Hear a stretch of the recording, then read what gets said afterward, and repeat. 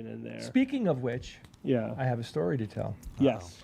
Are you ready, Ian? I'm ready. I don't know how much of this you know, but We're going to talk about this on the show, though. yeah, we will. No, but the people that are taking the time to listen to us now, I will, and they get to ask questions if they want. A very interesting thing happened last week. My 10-year-old daughter came home from school and said, "Daddy, you know we didn't go to the moon," and she had argument points that she had learned from her science teacher. From her science teacher. What? Yes, her science teacher gave her the class a smattering of arguments against the moon landings. Oh wait, but like as an example of what you should look out No, for? as a point of We didn't go to the moon. He said What? nobody knows if we went to the moon for real. Like he was being obtuse about it with the kids. So anyway, I had to deprogram her from what happened, and I had to spend quite a bit of time, explaining things to her and clarifying, letting her ask me questions and showing her it took a little while. Then she flips back over, and then she got very frustrated because she's like, why would he do that? It's pretty reasonable question for a 10-year-old. It's not a bad lesson for her to learn at this age. Maybe a little it's good. early, Yeah. I think is optimal. But just saying, are you liars. can't believe every authority figure. This guy's wrong. Here's why he's wrong. Yep. You have to think for yourself, critically, skeptically. It's not a bad lesson, but because she has the advantage of having you as her father, as opposed and to you guys as uncles. So what happened? Yeah. What happened is Seattle happened, right? So we're like, oh boy, I think I heard this on Thursday. We left the next day. We do the whole Seattle thing. I get back, and my wife and I put our heads together, and we're like, we need to do something about this.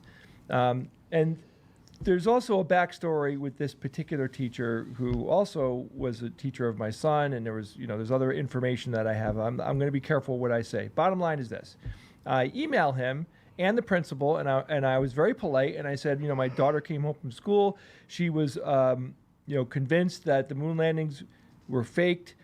She gave a couple of examples to me, which I related to them. He was saying that that humans could not get past the radioactive belt, the magnetosphere is what I think he said in class, but it was actually. Oh, really? It's Van Allen the belt. Van Allen belt. But I'm not sure whether that or not, old chestnut.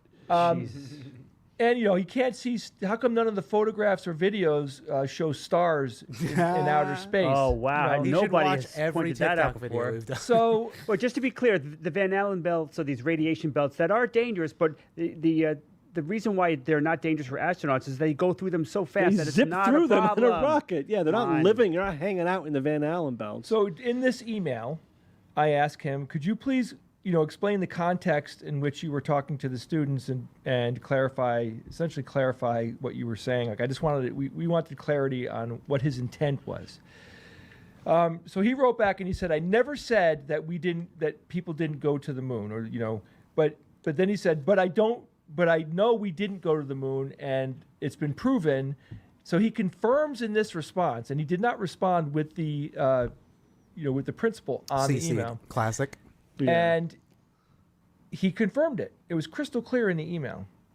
So my wife and I are going to react, and we're going to do something about this, and I will keep you updated. I'm going to keep things vague to a certain degree, just because I don't care if he's watching this, and I would assume he would think that I might do something. I think he's aware that I have a science podcast. I don't know. Bottom line is, the entire class was given false information. They were given to them by an authority figure, which is their student, which is their teacher. They're students of this guy.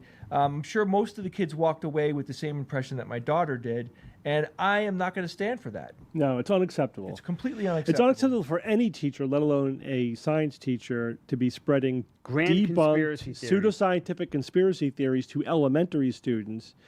I mean, you could sort of make an argument to sort of introduce the idea to a high school student, to say, let's discuss this as, like, what are the arguments, whatever, do the, teach the controversy thing, which is tricky, but at least you could make an argument. But Critical this was thinking not, skills this is would be not a teach nice the thing to controversy. teach. This guy was pushing his personal pseudoscientific belief onto middle school students who walked away with the impression of, we didn't go to the moon because my science teacher said it's impossible, And most of the parents of those kids, haven't been a science communicator for 20 years and don't have access to the people that I have access to. You know, I could immediately talking to Bob and Steve about it. You know, we were all powwowing about it, just like turning it over, like, you know, why is this so wrong? You know, what should we do about it?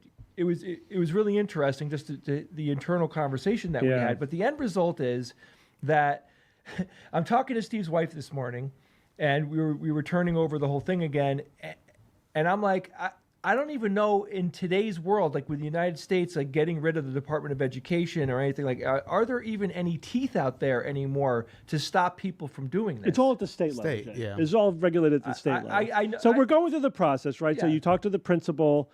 We'll see how far we get with that. Then the Board of Education or whatever. And the superintendent. The superintendent What is about next. other It's got to parents? Can keep you pushing. engage with other parents you might know well I'm going to enough? reach out to my daughter's friends, of course, with most of the kids in her class, and I know a lot of the parents.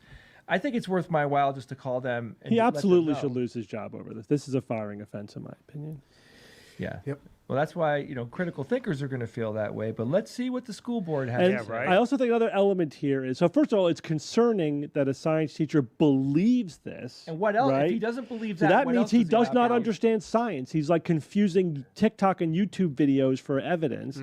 But also, it's a massive lack of judgment on his part and professionalism, even if he did believe that, to then tell that to middle school students Yeah. that is completely inappropriate and yeah. unprofessional.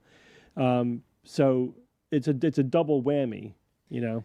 Yeah. I mean, it's to people like us, it's really offensive. You know, like Yeah. it's unbelievable that someone would have the nerve to do that, and to you don't talk. Teachers should not be talking about half-cocked personal opinions that they have on Yes. things. Like, they need to follow what the canon of the school is, and they need to follow what the science Scientific says. consensus. Yeah, the scientific consensus. But I don't know if we live in that world anymore, guys. I honestly don't know.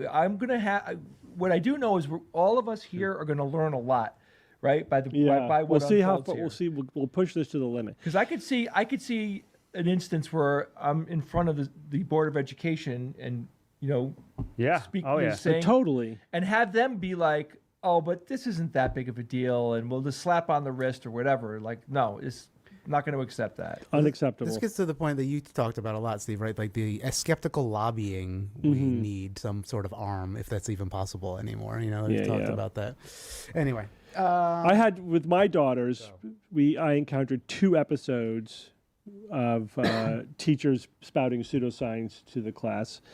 And one was a teacher promoting creationism. Oh boy, And another was promoting 9/11 trutherism. what happened? Yeah. They were substitute teachers. Oh, okay. And so, of course, we complained, and they said we will not use them again. So it was very easy remedy. It's just like, fine, we just won't use them anymore. But a tenured teacher, A different because I think also because they were substitutes, but that was the quality issue. But in any case, I'm going to tell you this. My prediction is that they will minimize everything and nothing will happen. That's what I think the end result is going to be. well, then we just got to see how far we can take it. Yeah. Well, I'm going to take it all the way. I'll take it as far as it possibly can go. I might have to go to the Supreme Court, Steve. Yeah, you think so? Anyway, so I'll keep you guys updated on that. Interesting, dilemma in a skeptic's life. Hearing my daughter say that when she got off the bus, though, I was like, holy shit. Yeah. Someone asked, are we going to make more Alpha Quadrant 6 podcasts? We made an episode just today. Yeah, we have Just many in the today. can. We have right many now. in the can. Again, they're